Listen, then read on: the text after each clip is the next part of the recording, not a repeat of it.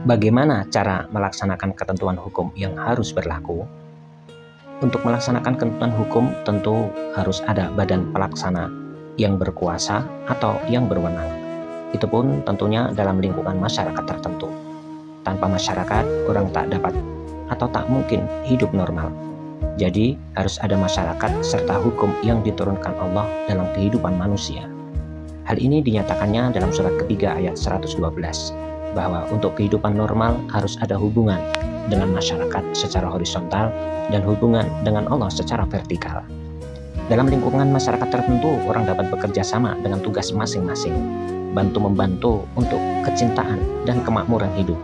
Dan dengan ketentuan hukum yang diturunkan Allah, orang-orang dalam masyarakat itu dapat menjalani hidupnya secara teratur tanpa kecurigaan adanya kekeliruan tujuan, di mana mereka terjamin dari ketidakadilan dan tindakan-tindakan kesamaan. Untuk pembuktian adanya hubungan Allah dan hubungan dengan masyarakat itu haruslah berwujud 3 syarat.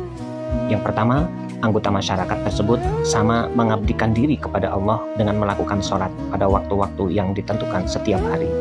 Yang kedua, segala sesuatu dengan urusan dilaksanakan sebagai hasil mufakat berdasarkan garis-garis hukum yang terkandung di dalam Al-Quran.